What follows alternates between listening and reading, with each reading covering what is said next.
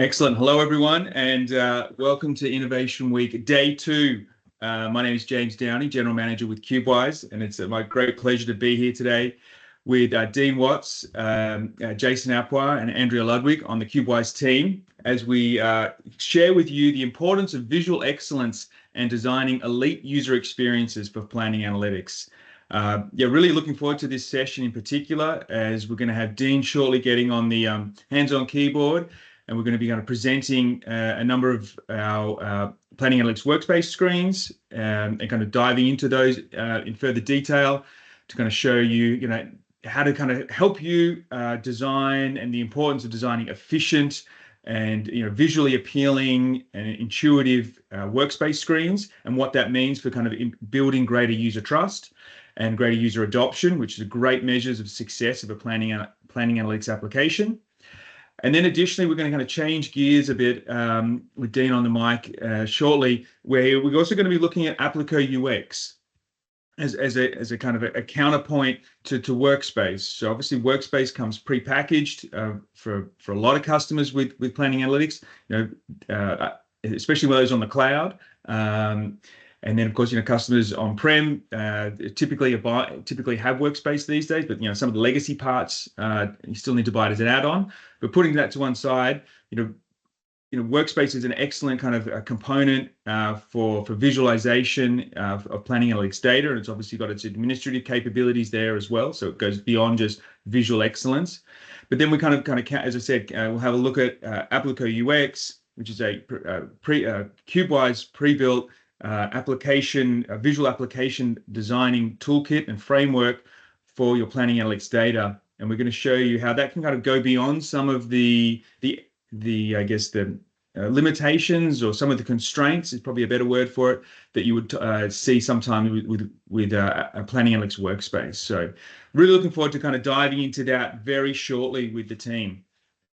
So please be entering any questions in the Q&A chat. We'll be moderating those as we go through. We'll also be kind of dropping in a few more links for reference material as it relates to the different kind of content we'll be sharing today. So again, really welcome some of that interactivity from the great audience that we have on today's session. And just as a kind of a quick recap of Innovation Week 2025, like yesterday we had Andrew, myself, and Rose Morgan and Tracy Pepe from IBM, where we were talking about the different deployment options for planning analytics on cloud. We were specifically talking about the planning analytics on cloud with IBM Cloud. And then there was the planning analytics as a service, which is now deployed on Microsoft and AWS on the hyperscalers. And they're kind of managed services, managed infrastructure coming from IBM on these different deployments, and kind of looking at those two options and the appropriateness of those for different kind of customers. So that was a really kind of helpful and informative session yesterday with Tracy and the team to kind of kick off Innovation Week. Tomorrow we're going to be looking at myself, Dean, and Stephen Waterbury. We'll be kind of on the mic tomorrow talking about AI applications with planning analytics. And Steve is going to be presenting the AI agent that he's been working on with the team, and we'll be doing a number of proof of concepts now with customers. And there is a real wow moment during this presentation where, in natural language, asking the question and getting a response back that is comparable to a junior analyst's response. So I think this is really kind of interesting to be looking at, and to having an eye on this as it kind of where this is going to be going in the future, because we can definitely see this has legs with the planning analytics, in the planning analytics space, and you want to kind of be watching this and kind of testing this and trying to be ahead of this curve, as opposed to behind the AI curve here with planning analytics. And then on the Thursday session, we're going to be talking, we're going to change gears a little bit and kind of get more into more of a DevOps discussion, where we're going to be having a number of our Cubewise engineers from the US team kind of on the mic, and we'll be talking about the importance of architecture when you're fine-tuning your models, and how important that is. And also kind of recognizing there's a number of folks out there who potentially built their systems were built, maybe in the 952, Team 1 952, 10. The 10 series era, or the early 11 series version of planning analytics. And there's been, some really big improvements in terms of, and positive improvements in terms of how you can improve your performance, but there also needs to be some consideration about how you've originally architected your system, and how you kind of find that balance. And then once we've kind of looked at that, we're going to kind of start talking about some of the more advanced capabilities. We could talk about Rush TI Pro, which is going to be kind of coming out as part of the Atmosphere launch, which is happening on Friday as well. And so there, as I said, on Friday, we'll be talking about Marius, the Team One product manager and inventor of Team One Pi.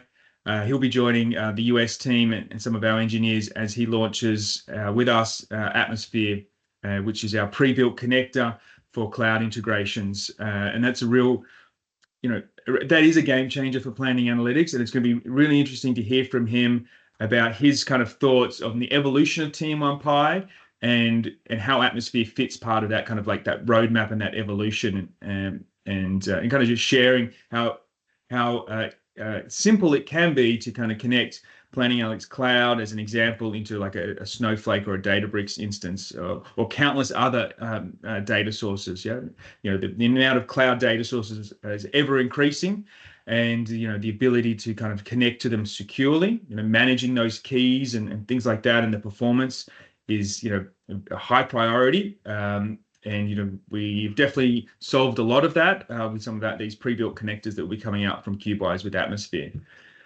So that's the week ahead, and really looking forward to kind of hosting these sessions with you all over the next few days. So just as a further kind of pitch before I kind of bring in our team and start talking about visual excellence, the Cubewise team will be at Think in Boston in May, and so if for those of you who may be attending that, hope to see you there.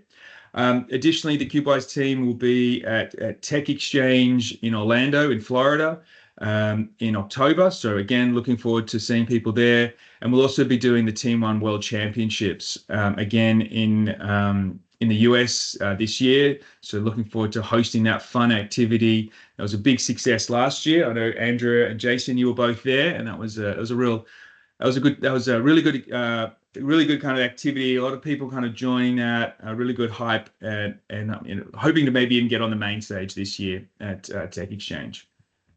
So looking forward to that. Okay, so that's a bit of the year ahead in terms of where you might be able to kind of catch up with the Cubewise team at some of the IBM conferences this year. Excellent. Okay, so again, today we're going to be talking about visual excellence. So Andrea and team, let's talk about this. This is a topic that we talk about a lot at Cubewise, and especially this team as we're designing and architecting and coaching and guiding some of our customers here in terms of how do they modernize their application. So Andrea, from your perspective, and you're coming from a really good retail background, from an end user perspective with planning analytics, we've kind of joined Cubewise and got that really excellent retail background there. What's your view of this, right? And the importance of good user design and good user experience, and what do you see with customers when you kind of present a good user experience in front of them? What's your perspective on this? Well, I mean, the thing is, people always like things that look good and clean and are easy to use. So when we show, great looking dashboards, it's usually really well received. But the thing is, what we do find a lot is in projects that the UX isn't always the priority. And this can be, for several reasons. One of them being a lot of times people that are doing the development, they know the model so well that by the time they get to, developing the end user screens, they know where everything is, and it's super easy to do. And then kind of if you need to have all those end users testing to kind of make sure that it makes sense to them. Because when you don't know the model as well, it's a lot more difficult. So the other thing is good UX takes time. It takes time to iterate on. And we also see that obviously the UX screens come out towards the end of a project. You get the back end done, and then, all right, you might do some of the workflow up front, but then when it comes to the end of the screens, the real end user experience, it's towards the end. You might be running low on budget, time, and a lot of times it's just good enough. But the thing is, we do see that being an issue because it's harder for user adoptability. And time again, then when you don't have good user adoptability, people are then going back to offline Excel. So kind of that whole string of it is super important to have that good UX because you want people to be using the application and not going offline because it's just easier because they don't like the design and it isn't intuitive for them. Yeah, it's a good question about that trust, and you already build trust with the user experience, and you want to have an efficient design as well. But it's a fair comment. The projects are hard. Yeah, the projects are typically hard, especially at the enterprise level. Lots of stakeholders, transformational, lots of moving parts. Dynamic requirements at times. And it is hard to kind of, as you kind of go through your project cycle, where you've kind of gathered requirements, you've done your development, and then sometimes there is a squeeze, right? Can be a squeeze at the end, for understandable reasons. And some of the things that often kind of get challenged are possibly some shortcuts around design, and shortcuts around documentation as well is another area.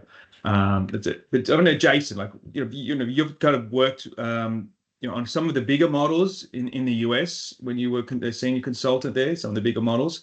What's your kind of like thoughts on that? And building on what Andrew is kind of talking about there in terms of your experience on why it's important, the user experience, and how do some of the people that are on the line, how do they kind of get there? Because that's sometimes the hard thing is it's like, it can be subjective what good design looks like, but at the same time, it's not naturally everyone's in wheelhouse. Yeah, Yep. it's not in everyone's natural wheelhouse to be building up, quote unquote, beautiful screens. I know, Jason, and then maybe back to Andrew. What do you to kind of build on that as well, please? Yeah, I think generally at a high level, I would say a good user interface is one that, or a good user experience, start with the user interface part, is one that is professional, functional, performant, consistent, and I would argue simple as well. If you think of my daughter's 3 years old, if I handed her my iPhone, unfortunately or unfortunately, depending on how you look at it, she already knows kind of how to use it, and that's because the design of the front end is sort of it's very intuitive. And it's not just the front end, how the user experience of, I'll call it the fruit phone, is designed. It's the consistency across the entire ecosystem of products that they have, right? And so I think those are what I would consider the sort of high level key principles behind good UI. Going back a little bit to what Andrea said, there are two sort of pieces of good user experience, right? The one that developers, the nerds, are familiar with is the programmatic side. So the model, making sure that the model is fast, easy to maintain. It's got the core business functionality in there. And then there's the front end. And I don't necessarily think that the front end is the value of good user experience or user interface is overlooked. I think everybody generally wants a good user experience, but it's typically prioritized lower, as you and Andrea said. And however, Cubewise, we've actually come a long ways, right? And so I think a lot of the situation that you might find yourself in with budget or priorities getting squeezed and then UX getting kind of deprioritized can be addressed with a good project methodology. And I hope we can talk a little bit about that in the upcoming minutes. But yeah, I would say that it's basically those 4 things: professional, functional, performant, simple, and consistent. Well, let me piggyback Jay, on that a little bit. Oh, sorry. Because the thing is, Go we ahead, all Andrea. do know good UX. And the thing is, and I would kind of tell everyone on the call, think of when you're on apps or on a website and you can't find something, start to take notes of what frustrates you or what is really good. Because I went to an app recently and I was like, this is crap. I couldn't find it. I was like, where's the search bar? Like it wasn't easy. And this was on the phone. So just kind of start to take notes of what works and what doesn't work. And that will kind of help you even like in your work. And the other thing I want to just kind of go back to what Jay said, which I think is the most important thing here, is consistency. Very early in my career, we received this Excel file with like 4 or 5 dot points. And I remember I thought that was like pretty funny of, use this point times New Roman, point 12 font or whatever it was. How we have negative numbers displayed in parentheses, always have a header, date, timestamp. Like this, it was only like 5 to 7 bullet points. And an example was, as James said, I was in retail. It was always have your months, your year, and then the months trailing, because everyone's always looking at the total year. So have that first, not last. And the thing is, I remember getting that thinking that was so silly. But if you think of your end users, your executives, if everything is consistent, they spend less time. They don't have to orient themselves with each new spreadsheet they get or each new workbook. They know right where to look because there's consistency across the entire organization. So that, like I said, that is good for your end users and your executives. And Dan, And you want as to both comment of on that? Andrea, yeah, I was going to say, as Andrea and Jay have both mentioned, traditionally the UX has been a layer that's been put on top at the very end. And that is one of the steps I think that we're trying to get to change by saying the UX has to be an integral part of the development from the very beginning. Okay, from step one where you determine, what are colors, fonts, that kind of level, but also in terms of how are you going to actually use this application. It's more than just bringing data in, doing calculations, right? Planning requires many aspects of it, and that UX needs to be an integral part of the development from day one, not okay, we've got whatever little budget left yet, let's slap on a cube view or two and expect users to embrace it.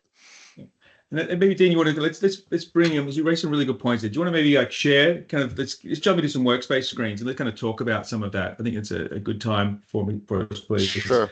And I think that's it's a really good point, right? So often you might hear the Cubewise team as we kind of adopting some of these principles that we're talking about here in projects about like bringing forward the UI discussion in a project cycle. And bringing forward that discussion and doing some wireframes. Yeah? So it's effectively you can kind of go to an online. We'll kind of put some some links in here in the chat about a wireframe is, but think of it like it's just as a draft visual map to just try to describe how the visual experience is going to look. And in that wireframe, you'll be kind of designing what are the different ways in which the filters will appear? What are the different ways the headers will appear? What are the fonts, shadings, edgings, all of those, basically your design cookbook, your design style guide for this application and how, different charts that you might use and also calling out things that you won't use. And also, as Andrea said, kind of calling out, well, how all the simple stuff, right? It sounds simple, but when you define it and actually write it down, it's a lot easier to share in a project cycle. It's a lot more formalized. You can drive better compliance with it as well. And I think as Jason was saying there, the earlier you start this, your part in the project, that you're going to get dividends, enormously as you're going to go into UAT because you've got a more efficient, simple, easy to use application. And the great thing about a great UI, Dean, here, I think you're on board here.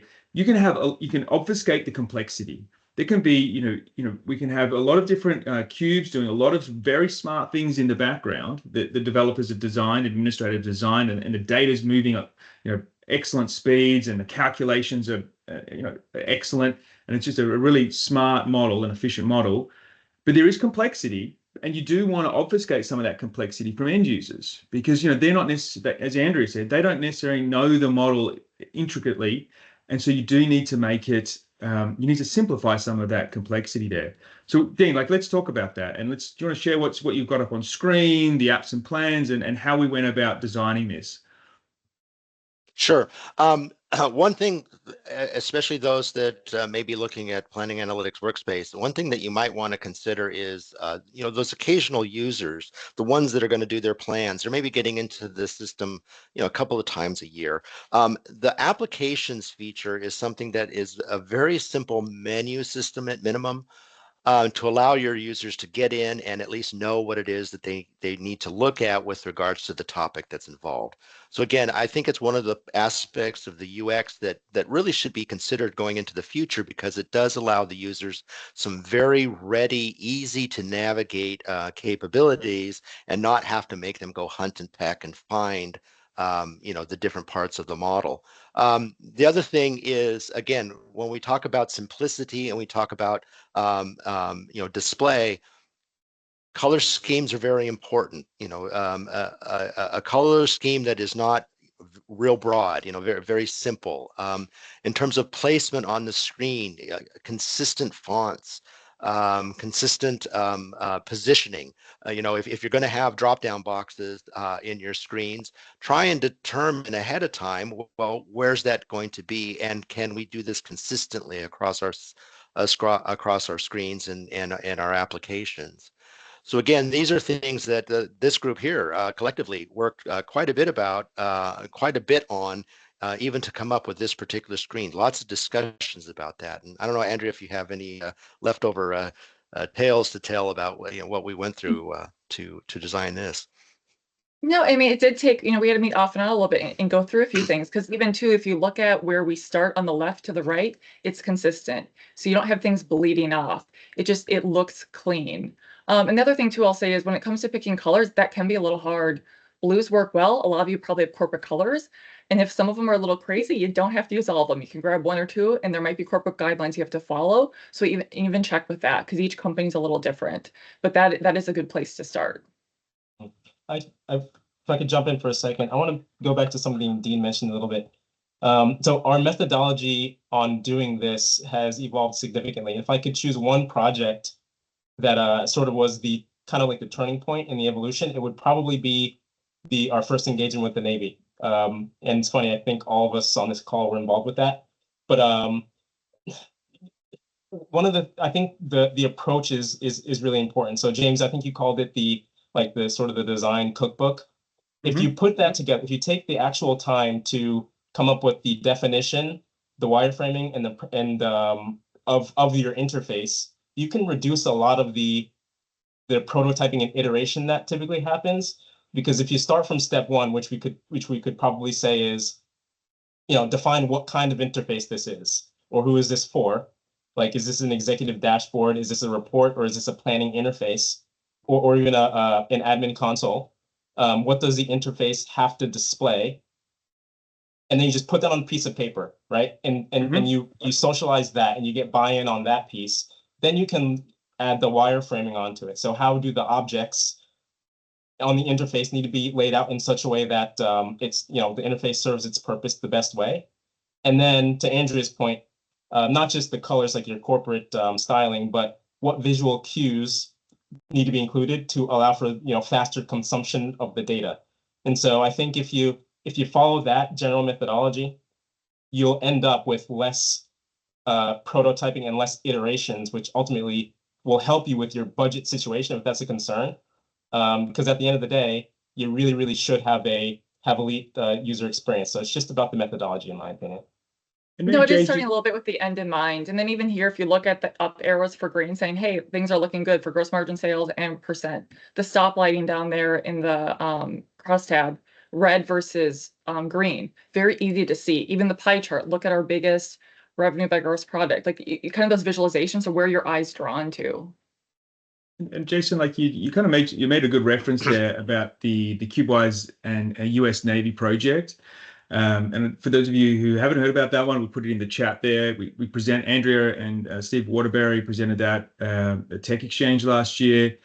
And this was a really interesting project on a number of different levels. But there was an enormous amount of complexity to the requirements in itself. We were kind of needing to effectively the model is matching demand and supply for food on vessels for the US fleet, right? And that's a very dynamic situation. These ships are out at sea in different kind of zones, and the ability to get food onto these ships from different ports, and some of these ports might be in a contested area. So some of these kind of logistical things are real and very challenging. But the ability to kind of bring the underlying data together and consolidate that data in a meaningful way to make supply and demand matching decisions to get food out onto ships to feed sailors. The underlying complexity is there, and there's really good rules, really good TIs, and we're using genetic algorithms in that to kind of help make better decisions.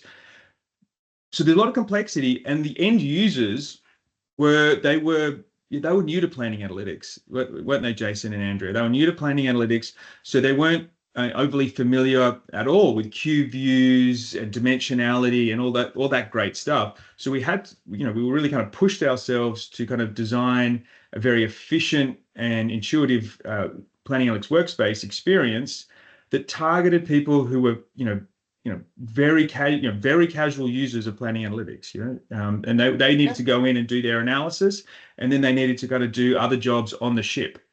So this was a small part of their day they needed to use planning analytics. So, Jason and Andrew, you want to kind of share a little bit about that? It's because it's a really good point. Yeah, the one thing I'll say though, go ahead, Jay. I was just going to say, you probably know the most about this. You were with the Navy end to end, but like to James's point, it was more of an operational model that is to be used by the Navy in theater. So moving parts, more scenario planning, more input, more feedback to the end user. And because of these things, parts of the model were designed specifically based on how it would be used, in the field during peacetime or in conflict. And I think that is probably why it had such a big impact on Cubewise's methodology. But Andrew, you want to fill in any gaps? Well, I was going to say, because the visualizations we used, one of them was a map, super simple to say, hey, whether we're looking at the Atlantic theater or over in the Pacific, what percentage of X do we have at any point in time based on movements and what if scenario analysis. So in a way, though, it was simple visualizations for them to scroll over and see, hey, we're looking good here. If we do this, what happens? What do we need to get there in order to actually have a green stoplight versus a yellow? So that it went to very easy visualizations for that end user to make those decisions. There was a lot of complexity that the team just talked about in the background, but it was something as simple as a map, and then be able to make a few different adjustments to kind of say, where are we looking now if we do X, Y, Z? And going back to that consistency aspect of it as well, what we learned and we're trying to demonstrate in these screens here is, as those casual users, the people who are only using this occasionally, as they come in, they may come into a screen, but having a banner, having the placement of maybe your selectors in the same place, you can move through any of the screens in this application as I'm doing here, and things are in the same place and they reflect the same kind of information. So I, as a occasional user, when I come in, I don't have to guess, oh, where do I go to figure out how to use this screen and to work with it. I have that consistency, which again, it really helps with the user adoption. Mm-hmm. Adding a little bit to the user adoption, that's a good kind of good point you mentioned. You could have a world-class model, a world-class back end, and let's say an average front end from an aesthetic point of view, and that typically does add fuel to naysayers, as an example, to suggest that maybe the underlying solution is inferior to some extent, and that could present a challenge to your investment being, planning analytics and the sort of work you've built into it. And so your investment may be compared to some shiny object that at the end of the day probably just looks more modern, but can't actually handle the use cases as well as planning analytics can. And we know that, if implemented properly, planning analytics can handle pretty much any collaborative planning use case exceptionally well. And I think a front end that is lacking from an ease of use standpoint is also similar, because rather than being a solution that's inviting for end users to use, if a user gets frustrated, they'll just use something else, whether, to Andrea's point, whether that's just an offline spreadsheet or some other tool. And at that point, you truly aren't getting the full value out of the application, right? When you say, when you ask somebody, why are you doing something offline, the complaint, there's just a complaint there, right? And the complaint typically is that, well, planning analytics doesn't work. And so how does that end up typically? So again, just reinforcing the importance of good UI from a visual standpoint and functionality standpoint as well. Well, and someone said this earlier, it was that trust. So, if you have this great back end that does all the calculations, but you have this kind of just piece together real quickly front end that doesn't have that experience that you need, people aren't going to trust the data or the application, and they're just going to kind of go to what is easier for them if they're clunking around. Like I said earlier, we all know good and bad UX when we see it and we're using it. And there are times like we won't go back to that website again if we have other options. So just kind of like think about that when you're servicing your end users, to make sure you want them to have trust, you want them to be using the application, because it'll create that better experience all around and increase that adoptability, which is huge. It's a really good point. a question for Dean, if I could. Please. Planning Analytics Workspace is light years ahead of where it was, right? I can come up with a few examples of in which ways, but do you have sort of like your top 2 or 3 reasons why Planning Analytics Workspace is and what's coming up make it so much better than where we came from? One example from my point of view is there's a lot more sort of fine tuning you can do. It's not like Cognos Analytics, I mean, necessarily, but there's a lot more fine tuning you can do now in Workspace that you just couldn't do in the past. And so I think for any customers out there that are sort of apprehensive of moving into Planning Analytics Workspace, try again, especially if you're on the cloud, because these new updates come very, very often. See what's in there for you, because it's much different than where it started off as. But Dean, do you have any like top 3? Yeah. Well, I don't know about top items. I do know that the formatting is like you said, it is definitely getting better in terms of placing things on the workspace.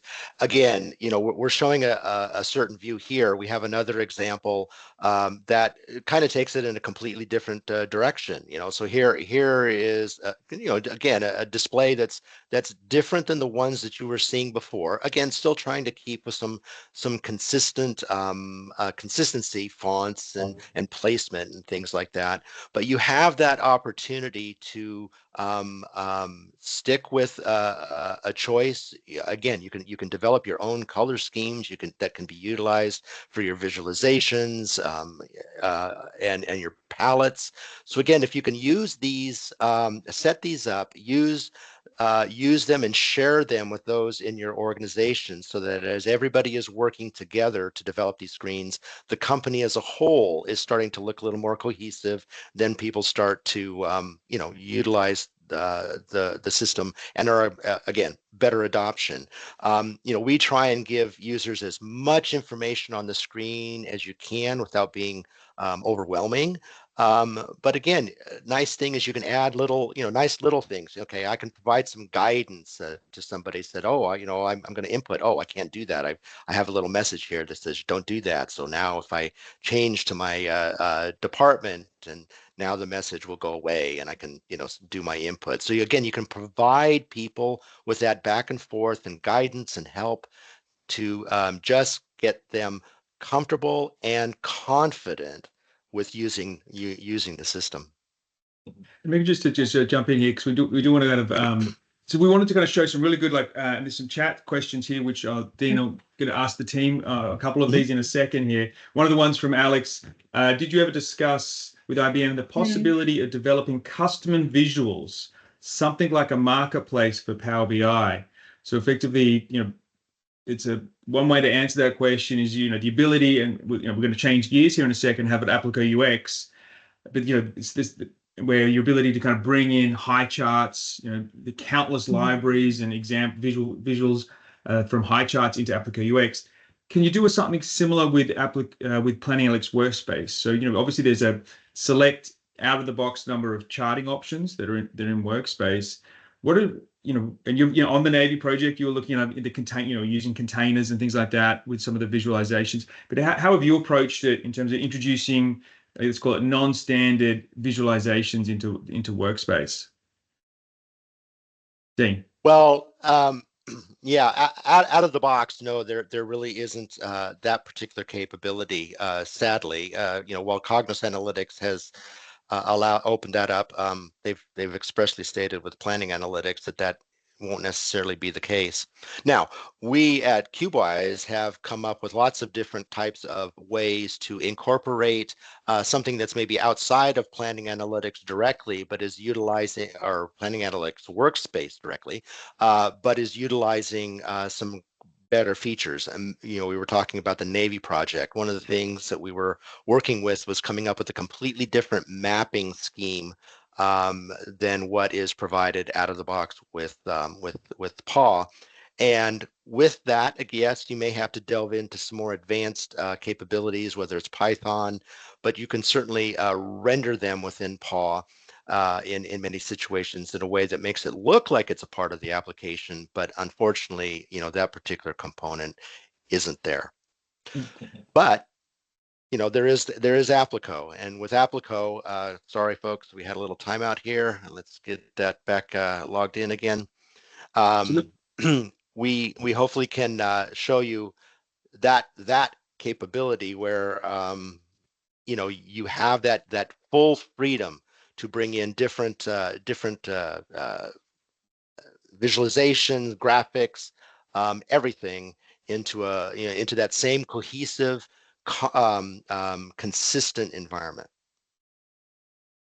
And so here, for example, again, with Applico, you really get outside of that whole concept of what is planning analytics. Now we're looking at different types of true application-like interfaces, where again, if your company branding can be brought in, if this kind of thing is important, but you can work with it. And again, within the application itself, you can continue with that consistency of display. In this case, this is an example of an Applico workflow. But again, it's that same consistency of presentation across the top. You've got your various tasks along the bottom.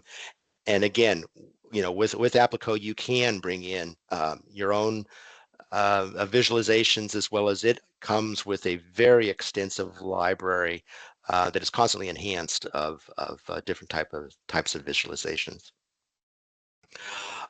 Another nice feature is, again, we can go to different dashboards here. Waterfall, while the waterfalls have improved, here we can go in multiple directions with that. But one of the important features that we were talking about earlier, and in terms of adoption, one of the nice features is the screens that we can be used in Applico to present information to your users in a way that is familiar to them, and that is kind of more Excel-like.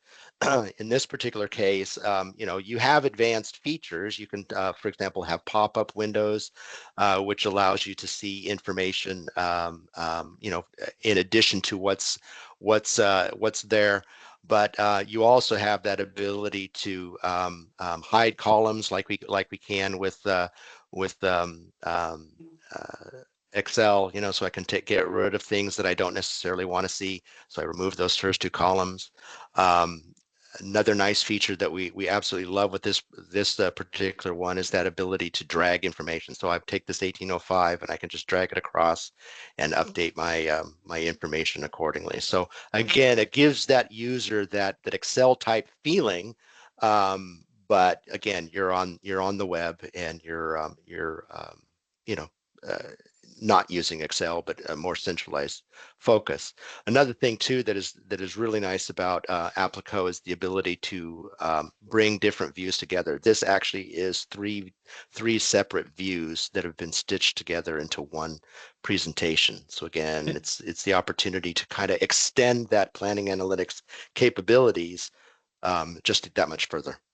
And Jamie, you could touch on a few good points there. And there's quite a question in the chat further around existing dashboards. Can they be imported into Applico UX? And I guess maybe the broader question of can you import other objects that are outside Applico UX into this environment? Which I'll give you a second to answer that in a second. But I guess what we're kind of seeing here, just to kind of to segment things a little bit, right? So we've got Planning Analytics Workspace, which comes out of the box as an example for Planning Analytics Cloud customers, or PA SaaS.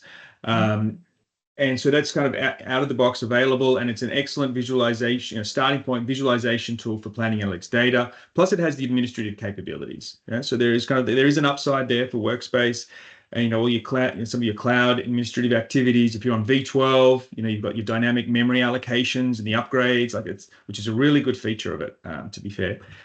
And so that's the kind of the web, largely the web answer for planning analytics data. Obviously, there's the PAF-A, planning analytics for Excel. So the component, which is obviously kind of a different discussion altogether when we're kind of talking about a web experience. Yeah, so just kind of like to segment. And then what we're talking here with Applico UX, like Dean's talked about it a number of times, and as myself as a daily user of both PAW and Applico UX, the Excel-like functionality that Cubewise is looking to bring to market in the web browser experience is a big differentiator. Like you saw there where Dean was running his cursor across the numbers, and it was just kind of automatically calculating. If you could do that again for us, Dean. You know, for myself as someone who's worked in finance for many, many years as an accounting professional and kind of, you know, we're planning analytics day in, day out, managing big projects, the ability for me to kind of run my cursor across a couple of cells and get an automatic average and calc and, you know, things of that nature, as a simple example, is a really great feature. Yeah, it's a huge time saver. Likewise, with the ability for the dynamic columns, the searching. Yeah, you know, again, it's, and as Dean said there before, where we touched on it, you might have, you know, in the background of this model is basically an FP&A model, and obviously data is, you know, data in lots of different cubes, but we're obfuscating that complexity in all those different cubes and stitching them all together. So from a user experience perspective, they don't necessarily need to know that one cube does or doesn't have a certain dimension. Yeah, so we don't need to have all of our data in one cube.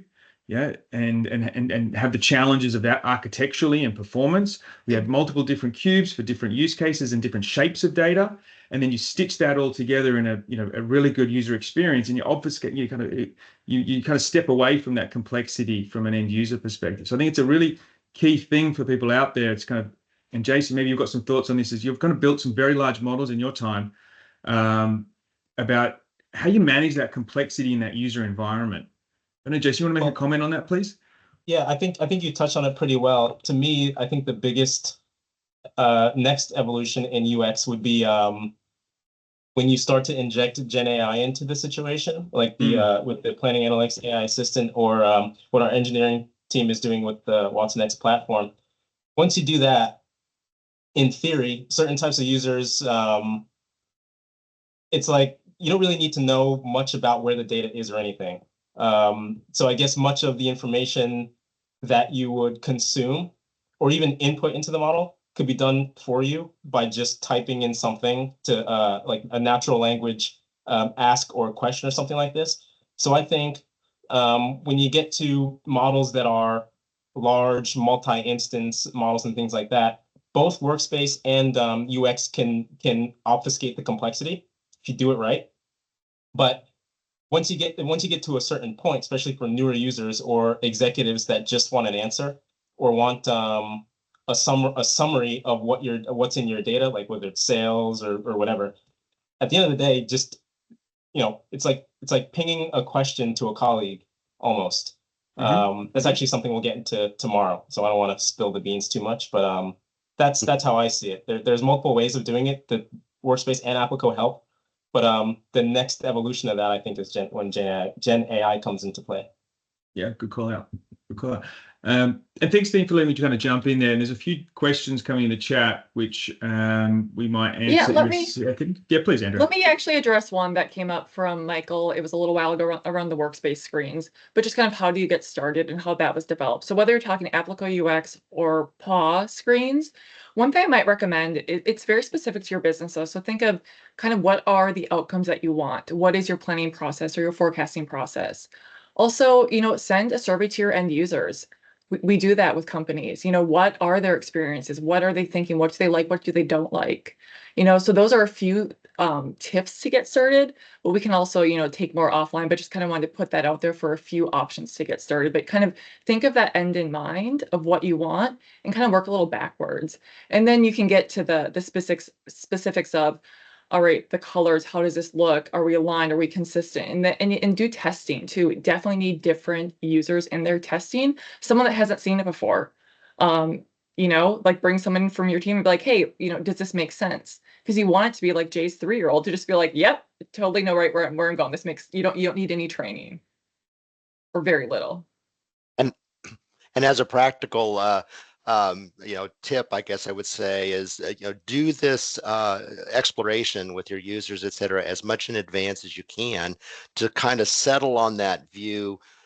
Again, whether it's the color scheme, fonts, you know, placements and things, try and settle on that as soon as you can, because one, with the pinning capabilities in PAW, for example, as well as just, the easy way to copy. You can set up templates, and then, it becomes very efficient. But the other thing too is, with your design, don't make them so complicated, so visually, dramatic, that when your users say, oh, we want to change our color schemes, you're then stuck with, a very big task to make those kinds of changes. So again, try and get it set as soon as you can, make it as clean and simple as you can, but then utilize the tools of copying, pinning, etc., to help, quickly set up all the views that you wish to make. And Dean, if there's maybe other screens you wanted to show, or maybe kind of back to that home page as we kind of wrap up here.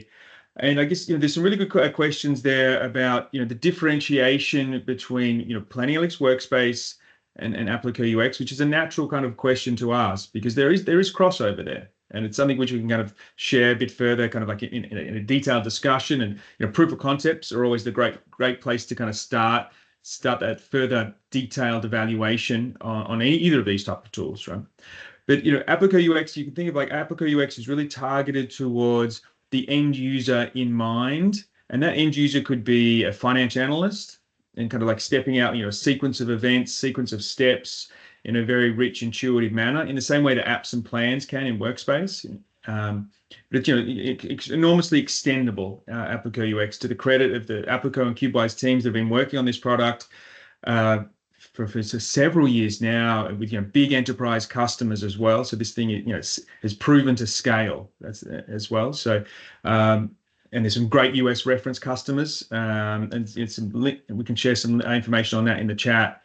But the Applico UX is, think about that intuitive user experience for a finance analyst or a business analyst or a casual user or an executive, or for example, as someone who's an administrator. We've seen some great screens from one of our biggest customers globally, who's based in the US, up in the Seattle region, where when you kind of like land into their planning analytics environment, which they surface all their data, as an example, not all their data, but a lot of their data via Applico UX. There's a very highly intuitive screens with lots of information about the current budget cycles and versions, and maybe lock scenarios and other kind of information, all in a very intuitive landing page, similar but different to this. Yeah, where again it's very inviting, easy to use, easy to read, and for their kind of, again, it goes back to building that trust. Yeah, building that trust and that adoption as we want to kind of maybe drive further planning analytics projects or throughout your organization. And indeed, anything you want to kind of comment on that before, as we kind of wrap up from your side? No, nothing additional other than, I think the one question about how do you get started, I think at the end of the day, as Andrea alluded to, experiment, try and come up with something. Look at what your company's own web page looks like. Okay, try and see, how could I do something that visually resembles that? Look at the placement on the page of those areas, and then go into whether it's Applico or whether it's PAW, and try and emulate that as best as you can. You'll find some things that don't necessarily work. You saw on the workforce planning screen, we wanted to have some drop-down shadows that were, different than what was being offered. Went to a graphics program and created it, and you can do that with PAW. That's a nice little feature. Just bring in the graphics from somewhere else, and then just make it available to use over and over and over again. So, it is something that takes a little bit of time and effort to get comfortable with, but you should do so pretty quickly. But emulate, take a look at what's out there and see something that looks that you think looks good, and try and emulate that within PAW, using your company's guidelines. It's a good call out. I think starting with Workspace is a great place to kind of to further that visual excellence effectively. I think, as Andrea talked about here as we wrap up, talk to your users. Surveys is a great place to start, and you want that constructive feedback. You don't necessarily want all good news. You want to hear where the edges are of your application, and you want to kind of refine them and soften them, And the visualization and performance and functionality are areas where you should always kind of be looking to improve. But from a visualization perspective, your workspace is a great place to start. And there's a lot of features here that that we've used that are out of the box in both programs that we've been showing. But of course, sometimes there's use cases where you need to go outside of the box, and that's where the Cubewise Advanced Engineering can really help kind of again extend that, because with our depth and experience globally, and especially here in the US, we've got a lot of talent and a lot of skills, and very passionate about helping people across all things planning analytics. I'll say that. James, can I jump in? So one thing I want to say too, though, is I'm talking to a customer that's exploring Applico UX, because part of the issue is their end users, everything is clunky. They don't like the visualizations, and the thing is, their dashboards were built a while ago. Dashboards input screens were built a while ago, and they are talking about the amount of errors that happen in their current application. They drop down for a customer, and the customer comes up, but so many times they pick the wrong customer. But since the screen looks the same, they end up entering all the data, and then they have to go back and redo it because it was the wrong customer. So we're even exploring different ways of, hey, you drop down and pick this customer. Now the screen is green versus this customer's blue with their logo.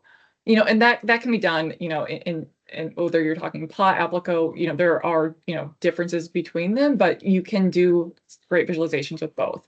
The reason I bring that up, though, is because this is becoming more of an emphasis of that adaptability in making it easier for their end users.